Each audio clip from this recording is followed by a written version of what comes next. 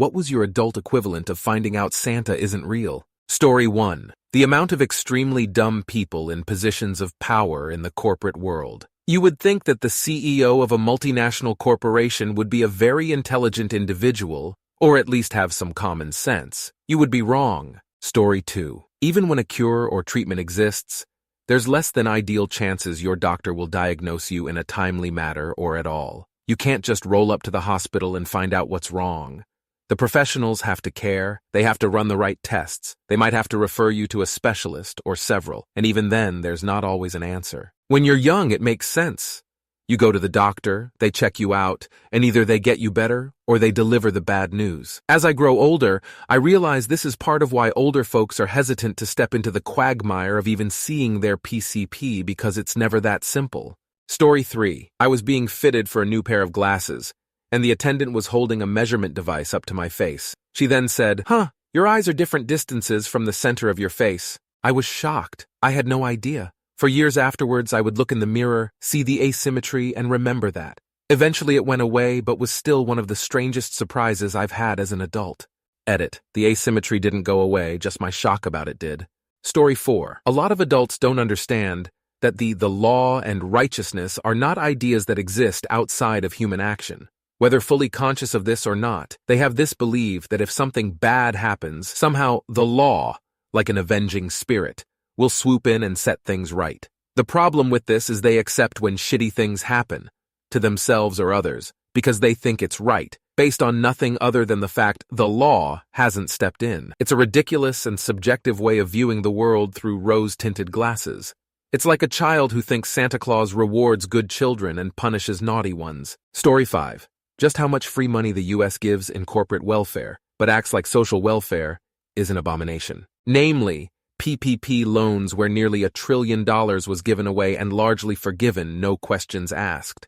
And just how fucking fast it faded out of view with massive corruption. But you sniveling little person, you think your student loans should be forgiven, or education should be reasonably priced without predatory interest, which you made a decision took to better yourself and contribute to society. No, we have absolutely no money for that. And we will need to make interest from your loans too, run by grossly incompetent loan services that regularly screw up. You better learn some personal responsibility because you're a lazy sack of shit if you think a single penny should go to your loans. Cue all the memes about people getting English degrees too. Education has benefits far beyond what is readily quantified by employment thereafter. But yay, PPP. Sure, anything under $250,000 was basically forgiven without batting an eye. Had a farm in a 200-scaffed ghetto apartment in Chicago with 30 cows and App 23B, blank check. Just filed for an LLC a day before filing for PPP? Of course you get forgiven. Would you like some more? Where is the outrage? Where is also those you borrowed it, you pay it, and personal responsibility people? It really is all a joke. Next time around I'm going to be taking advantage of whatever. Story 6. Recycling plastic barely helps. It's first inefficient. A lot of what you recycle doesn't go back into ready-to-use plastics. And what is used is often downcycled, meaning a hard plastic like a bottle becomes something like a plastic sleeve, which can't be further recycled. And of course, this is nothing compared to the actual lack of impact that recycling gives to the environment compared to what corporations do every day. That and the single action a person can do that creates the most pollution is having a child. Story 7. Teachers. After working in a school district for 4 years, realizing how many teachers are absolute trash as people. Some are awesome, but it was like being back in high school again. Cliques, snobs, apathetic clock watchers, narcissists, and ass-kissers, some psychopaths in the literal sense, etc., etc. I expected more out of folks that are educated and supposedly enlightened. Trust me, it is for the most part a clown show at times. Most don't belong on a pedestal, and I'm glad my kids are grown and out of school now. Story 8. Life is about who you know, not if you're good at something. Lots of talented people go to waste or only make it so far in their career because they don't know the right people, where mediocre people knowing the right people will rise to the top. Story 9. My dad was supposed to drop me off for a play date with a little girl I'd met on the school bus. We were first graders. She was a single mom. And while we were playing Barbies in the living room of her little bungalow, my dad disappeared into the bedroom with her mom. They periodically raced between that bedroom and the one bathroom. I saw my dad wearing her pink bathrobe. We had to keep playing Barbies as long as it went on. Santa and even lots of dads aren't really real. Story 10. I worked at a restaurant and an off-duty cop was drinking there and explained to some of us in detail how to get out of a traffic ticket, and I can't remember the exact beats of it because it was so complicated. But my takeaway was that the entire U.S. legal system was a farce. Story 11. That nothing in life is fair. You largely don't matter to most of the rest of the world, and luck doesn't really exist and is preparedness. In the end, much of what you get out of life is what you invest into yourself, skills, recognizing opportunities, and acting upon them. Life just exists around you, moving along, totally independent of you, and you just create what you want from it. However, what you want may require decades of work to get there, and you need to understand this. Story 12. I'm a kindergarten teacher, and I remember one day earlier this year I told my students that parents had to pay for things like electricity, the house they live in, water. All the kids' jaws were on the ground. A few were outraged. They have to pay for lights and water? Additionally, my teaching partner's 10-year-old daughter was talking to her about car insurance, and she said, "But if you don't get in a car accident, then they give your money back, right?" And when my teaching partner told her no, she yelled, "How is that even legal?" Story 13. You know that moment when you realize adulting isn't all it's cracked up to be? Yeah. That's the adult equivalent of finding out Santa isn't real. For me, it was learning about taxes. Like seriously, no one prepares you for that. You're just living your life, getting your first real paycheck, and bam, a big chunk is gone. Where did it go? Taxes, my friend, taxes. Or how about when you realize that just because you graduated college doesn't mean you'll automatically land your dream job?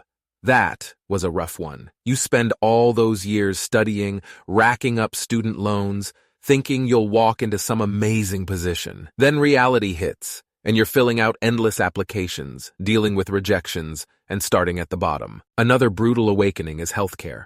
As a kid, you never thought about how much a doctor's visit costs because your parents took care of it. Then you grow up, get your own insurance, and suddenly you're like, wait, why is this so expensive? I have insurance. Dealing with co-pays, deductibles, and unexpected medical bills is a rude awakening. And don't even get me started on the illusion of work-life balance. You hear about it all the time, but once you're in the workforce, you realize it's more of a myth than reality. Balancing a job, social life, and maybe even a family is tough, and no one really tells you just how exhausting it can be. So yeah, finding out Santa isn't real is just the beginning. Adulthood is full of those moments where you think, wait, what? This is how things work? And it definitely makes you long for the simpler days when your biggest worry was what you'd find under the tree on Christmas morning. Story 14. Interestingly, one of the firms I consulted to was a major biopharmaceutical firm, and when COVID hit, in February of 2020, they got completely serious, brought in some former CDC guys and hammered out the processes for providing services without increasing patient risk or worker risk. This is a firm that works regionally to coordinate and provide medical testing services and such. So basically the very last place on Earth where you want the conspiratorial bullshit.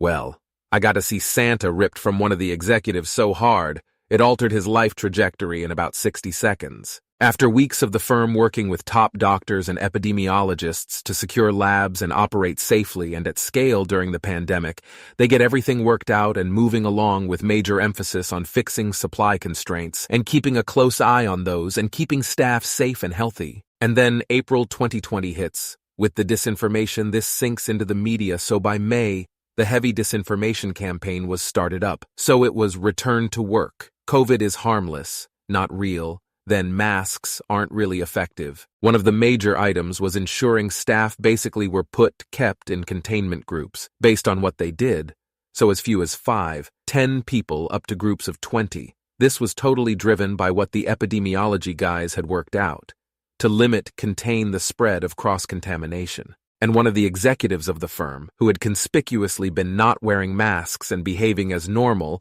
made some noises about COVID not being real or masks aren't proven to work, or something along those lines.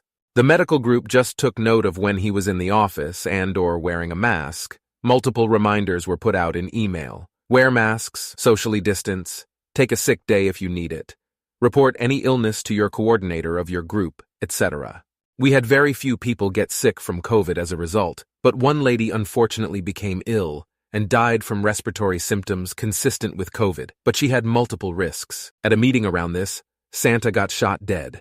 When discussing Clara's death, the non-mask-wearing executive pointed to that as evidence that masks don't work. The lead MD director immediately shot back. I'm glad you mentioned that, because Clara had only been around 15 other people and didn't socialize with anyone else. I don't have to investigate this as a random death, but rather just look at who was acting negligently, and the only person in her life doing that was you. So while I can't say you are guilty of negligent homicide, it's been clear that you've disregarded the safety protocols the medical board put in place, with more than a few personal and email messages encouraging your compliance. More importantly, you'd expressed concern that the bedrock science this organization is founded on might not be indisputable, which again has been the subject of more than one conversation and correspondence. Your flagrant disregard for your responsibility as an executive of this firm, and to the mission of the organization towards patients, your colleagues, and everyone here. For these reasons, your services are no longer required. So when I received the approval for your dismissal from the organization this morning,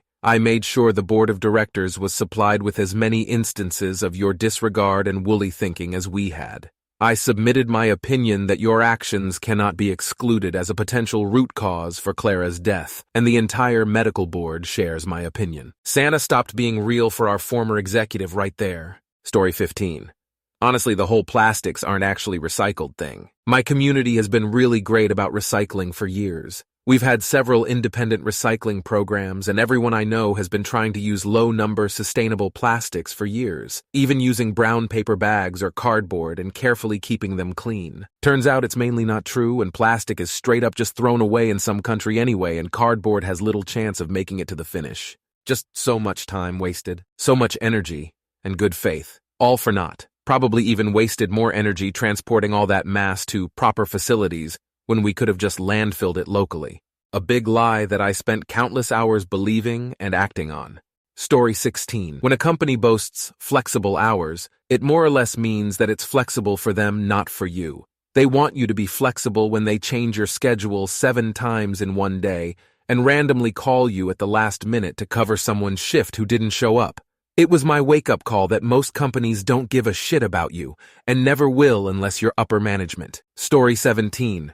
Realizing that getting married or proposed to doesn't just happen most of the time. It's talked about together, planned for, and anticipated. Movies always showed it as couples who dated for 2 years and then were out on a romantic date, and the man just surprises her with a proposal she had no idea was coming. In reality, my husband and I talked about it for several years, looked at rings, and I was aware we'd be getting engaged. Not saying the actual proposal can't be a surprise time/place, but it's not usually just out of left field with no discussion. Story 18, the Challenger explosion. I grew up in a trailer. I knew my parents were idiots, and most of the adults around me were alcoholics and morons. So, I guess I just set up NASA in my mind as the infallible other kin people who were different. I thought they all must have come from the kinds of families where the kids all get straight A's at the best schools and never make mistakes. I was 10 when it happened. It kind of broke me to know that no one has it completely together. Story 19. That I would never feel like a grown-up. I'm nearly 50. I thought at some point a switch would flip, and suddenly I would hate all music past 1994, and would just want to spend all my time in a garden, and that I would complain all day about my aches and pains. It's only like 1-3 of the day tops. I would go to bed at 7 p.m. or whatever else I thought growing up was. Other than being more responsible, that's the grown-up part, I guess, I feel pretty much the same as I did when I was around 30. And at 30, I remember feeling like, so when am I going to grow up and become an adult? Still waiting. Story 20. Not me. A kid I worked with years ago. Sweet kid, hard worker, probably 19 at the time of this story. One day, she just stopped in the middle of a regular shift, looked around horrified, and said to the room, "Wait, I really have to do this work thing every day for the rest of my life? That's bullshit." She kind of gestured around at the futility of it, and we all saw her soul die a little that day. Yeah, kid, you really gotta work every day forever. And it really is bullshit. She's about to graduate nursing school now. Story 21. Back in the Army. I was in an accident and totaled a Humvee. Bad. Myself and my TC, passenger, were fine. The convoy went from a naval base to the Army base as we had just gotten back from a deployment and had to get our vehicles back to the motor pool. Convoy was on highways and traffic was weaving in and out of us. Bunch of cars stopped short and I was looking at traffic on my left while avoiding a pedestrian walking down the highway on my left. Everyone just stopped short, and I couldn't stop. Genuine accident? However, the military felt it was negligence.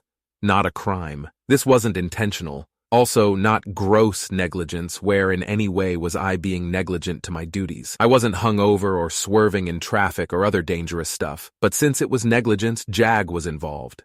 Now I worked in a kitchen in high school. I was in the army, basic training, etc. God, the ass chewings I've had. In the kitchen at 16 or 17, I was new at a place, and the one prep cook said if I kept fucking up, he'd rip my head off and fuck my throat, lol. Oh, Tony, you ass. But I did get it right, and before I left, the owner was very sad I was leaving, said I was one of his best employees. But yeah, this time there were no ass chewings, no yelling, no push-ups. A few days after the accident in the barracks, there was a knock on my door. A very nice lieutenant from JAG came to serve me papers. I was being accused of negligence, and if guilty, it was going to cost me my pay for a month. They divided over 2. I will just never, ever forget how nice he was, and how he was sorry he had to do this. It was just his job. I wasn't angry at him. I wasn't dripping in sweat from doing 100 jumping jacks. I wasn't frustrated, nothing. I was just calm.